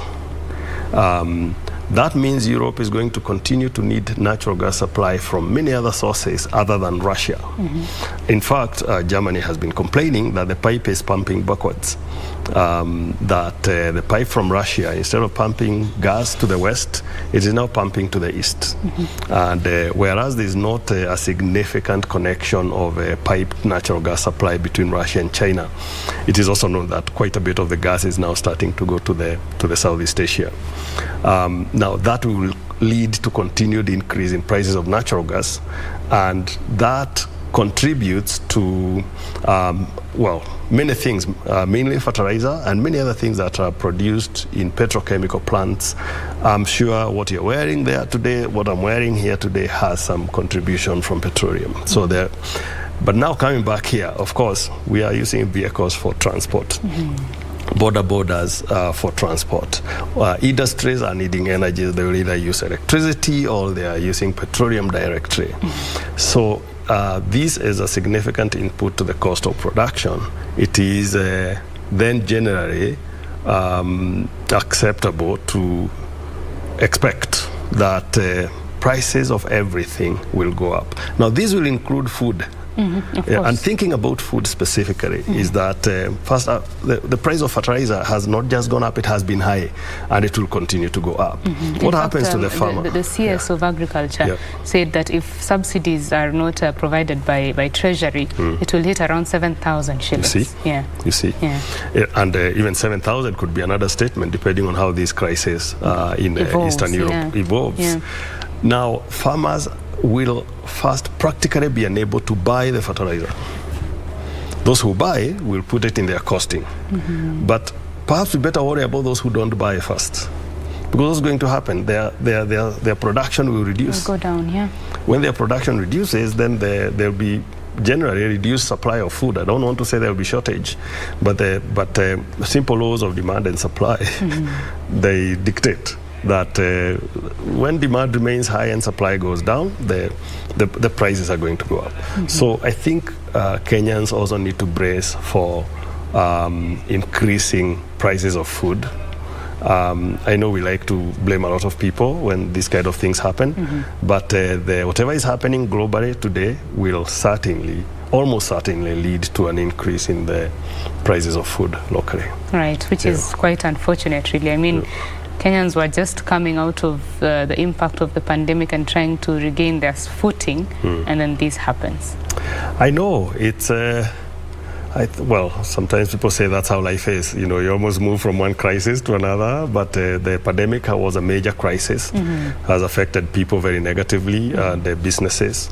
And now you come to this. I think the crisis of Russia and Ukraine will affect people in very, very many ways. It doesn't matter whether you park your car at home. It doesn't matter whether you work from home and are not traveling a lot. But we have to brace ourselves. Brace for tough times. Yeah. The manufacturing sector in Kenya, I mean, it has been complaining for the longest time about the high cost of energy, which impacts the production cost, and eventually the cost is passed to our goods, making most of Kenya's locally produced goods uncompetitive in the regional or even global market. So in this crisis, I mean, we were already struggling to make our products competitive. What happens now that we are being hit harder? Well, a bit of reprieve is that whatever is happening globally will affect everybody. Yes. However, we also do know that we are competing perhaps with others who may have maybe perhaps more stable, say, power generation environment. When we talk of countries like Europe, Europe has quite a bit of locally produced natural gas, for example. But just like we have said about the people, I think the industries will also have to face the same effect. I'm also in the logistics industry, and one of the things that we have to think about, I mean, today, the diesel would contribute about 50 to 60% of the cost of transportation of commodities across the country in Kenya, whether that commodity is sugar, whether it's fertilizer, whether it's maize or wheat, whatever is being transported around, name it. Now, if this cost goes up, what's then going to happen? The cost of transportation will go up. So what's going to happen to the, say, even like the retailers, they'll have to also have to pump up the prices. The manufacturers have to bring in the inputs to their factories. So they will pay higher for petroleum, and they will pay higher for energy, unless, like I said earlier, the government is able to subsidize. How much it is able to subsidize is probably not in my domain to discuss, but I do know that when you have a limited pass, you also have limited options on how you can actually spend it. So the manufacturers will have to also bear higher costs of manufacturing, which means they'll have to increase prices, which might mean to a certain extent they continue or they get more uncompetitive, but they can take reprieve in that the global happenings are affecting even their competition. Yeah. When we look at the issues of supply now, Africa has quite some oil deposits, you know, and produces a lot. But over the years, it has been viewed as a curse to the countries that these deposits are found in, as opposed to being a blessing. How can Africa move from that position to somehow cushioning itself from such kind of crisis? Again, I will set just a little bit of context. Sure. Yeah, it's important. In that, at some stage, Africa was producing approximately, again, 10% of the total world oil supply, and consuming a very, very small proportion out of that. Most of it gets exported. But some events which are almost unexplained, we have seen reduction in production across a number of major producers. Now in West Africa, Angola and Nigeria have been major suppliers of oil, producers of oil. At some point, Nigeria was producing upwards of 2 million barrels of oil per day, and Angola was producing upwards of 1.5 million barrels per day. These countries have faced continued reduction in production, and they have also continued to face continued reduction in investment for future production. Now, perhaps the case that is clear on what happened is Libya. Because Libya, arising from the, I think, happenings of 2011 or somewhere out there, the ousting of President Gaddafi, and Russia has been in crisis since then. A country that was producing, I think, 2.5 million barrels per day is today producing 500,000 barrels per day. Other large producers like Algeria, Egypt, Tunisia have been less affected. But these three have been main producers of oil. The others I've mentioned are more of gas producers than actually oil producers. So we are having Africa in a state right now where it's producing so much less oil than it has historically produced, and has also had so much less investment for future production than has actually happened. Okay. Now, you would hope that this would be a time to revamp all this. But unfortunately, funding is now a problem for oil production because of the energy transition that is taking place.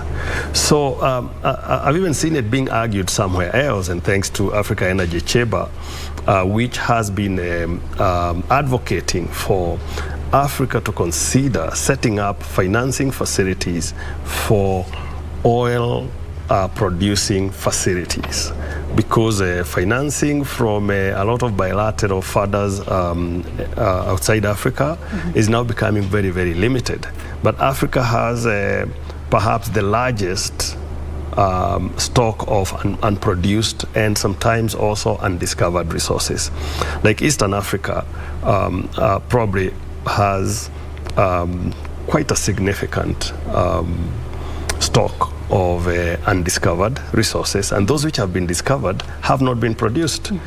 Mozambique produces a trickle of gas, but if you look at how much they have discovered and are not producing today, is some kind of world-class reserves. Tanzania, the same, has large gas discoveries.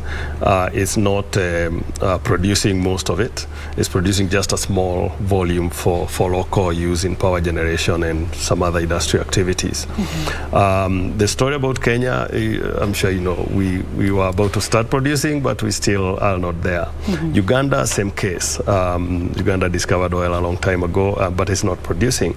DRC prides itself to potentially having the largest volume of undiscovered oil in their internal basins in DRC. I mentioned DRC because we border with it just here in Eastern Africa.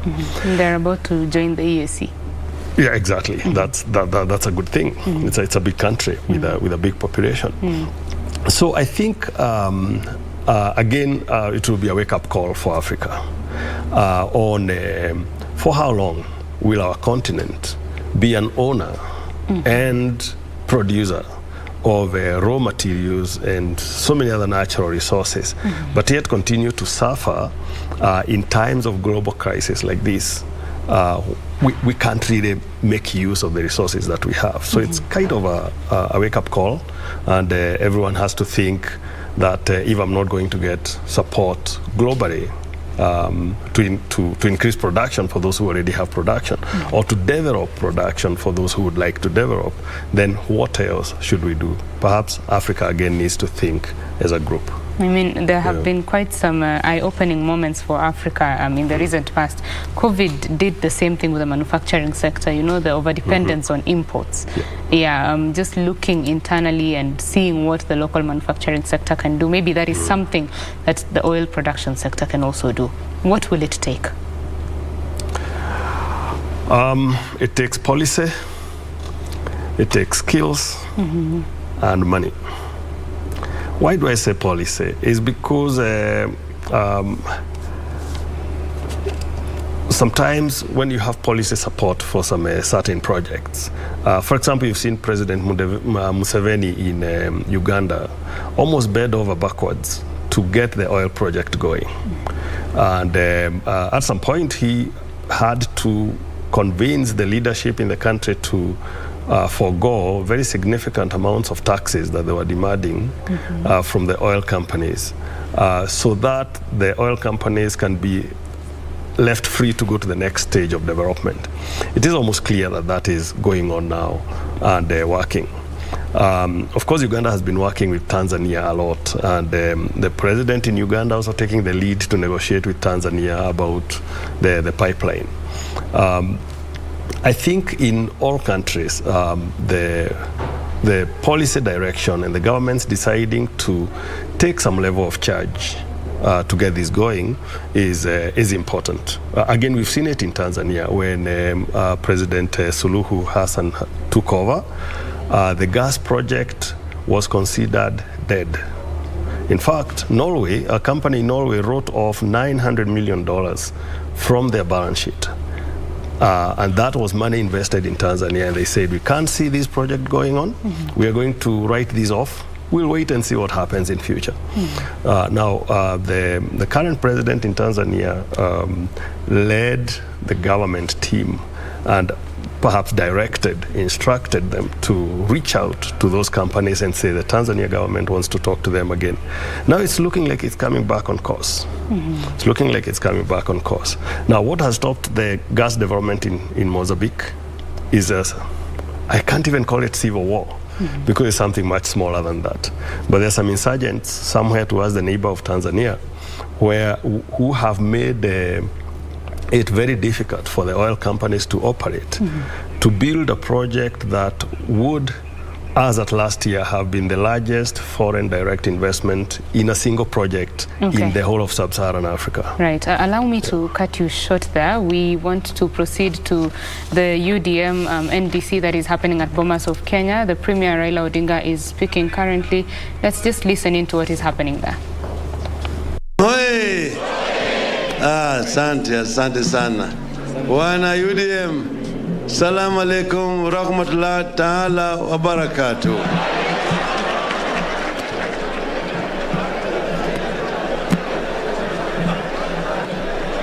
Wanasema leo ni leo, msema kesho ni. Mimi nilikuwa na mkutano na gavana Roba. Akaniambia atio Juma Alhamisi utakuwa wapi? Nikamwambia Alhamisi nitakuwa Meru. Akaniambia tutakuwa na kongamano ya chama chetu cha UDM. Kama naweza tu kupita kwa dakika chache tutafurahi.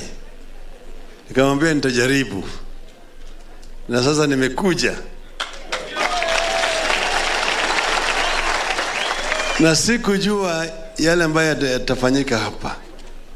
Mimi nikuja tu niingie namna hii, niangalie nyinyi, niseme jambo na nitoke. Lakini sasa mimi nimeshangazwa kwa yale ambayo mmefanya.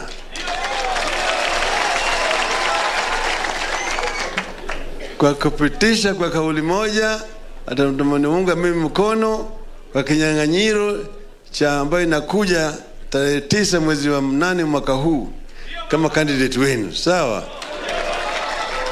Na tema shukrani. Shukrani sana kwenu. Kwa kimila yetu sasa nyinyi mpate mimi ngao na mkuki.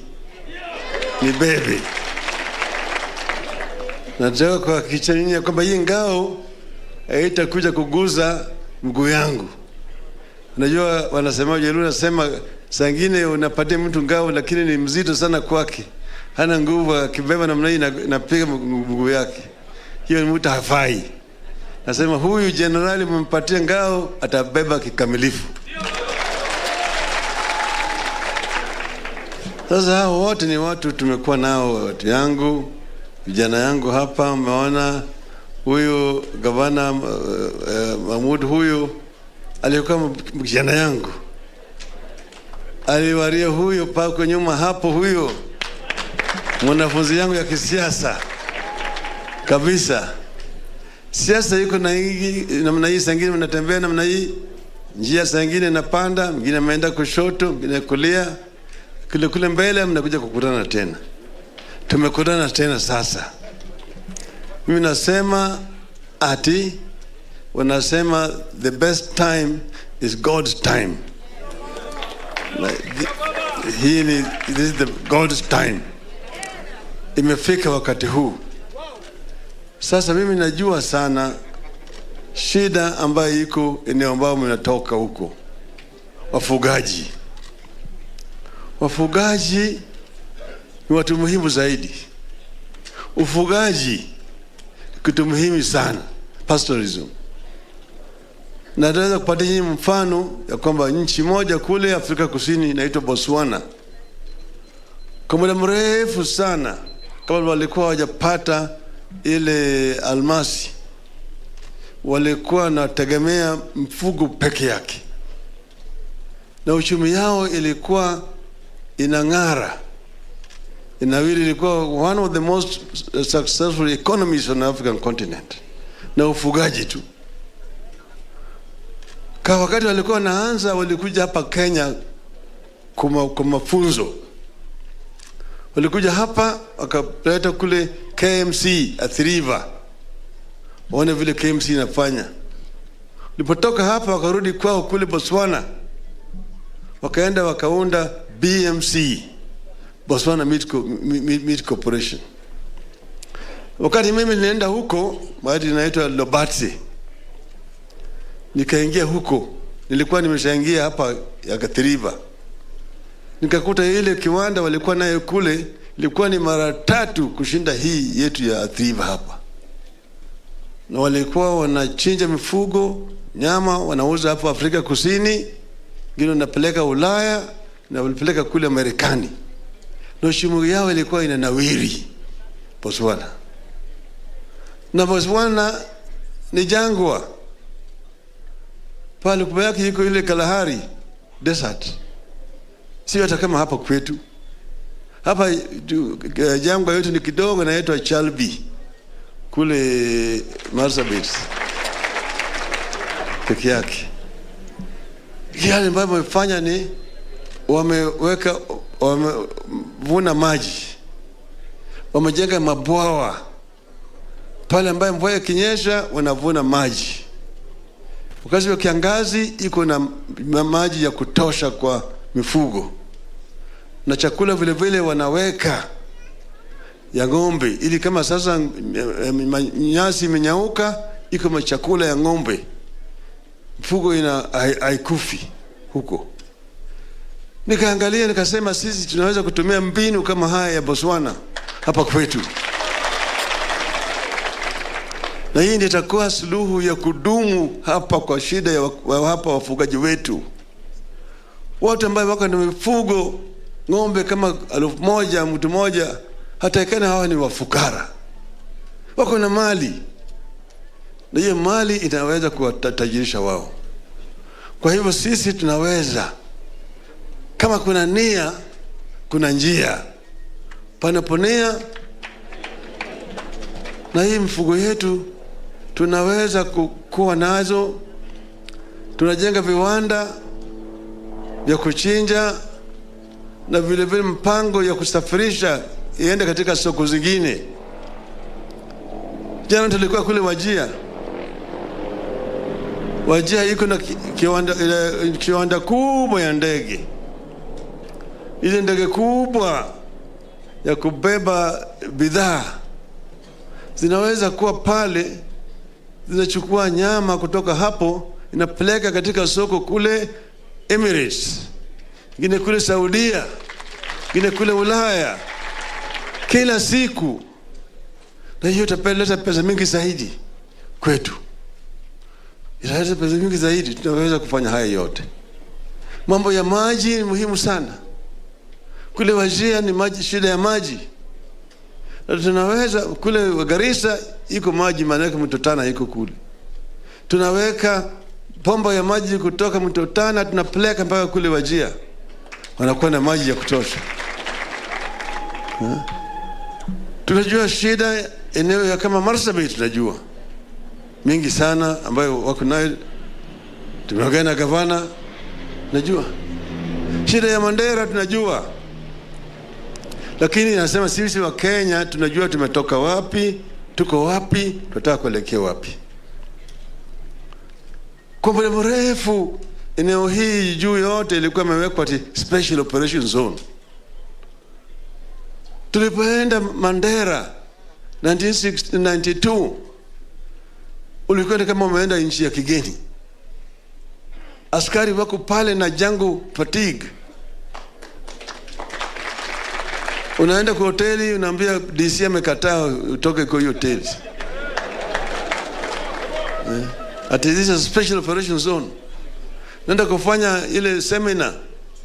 Wamekuja na ile nini yao, wamejivisha na hiyo yao na tear gas. Dakika 2-3 namna hii, damu kila mahali. Wamepiga watu mbaya zaidi. Sisi tulikuwa sasa pale kama mateka. Ndege hakuna ya kurudi Nairobi, simu hakuna. Tunalala hapo nje hapo kwa rafiki zetu. Asubuhi tunavuka mto, tunaingia Ethiopia, tunakaa mpaka jioni. Na tuko Kenya. Tuko Kenya, watu walikuwa natawaliwa kama people ambao wako ndani ya occupied land. Na Nyayo wakikija, watu wanapiga yeye makofi, mzee amefika, mbeba zile masanduku ya pesa, ya wazee, ya wamama, ya nini, ati itatengenezwa nini. Akitoka mwaka mmoja kuna chochote naendelea. Kule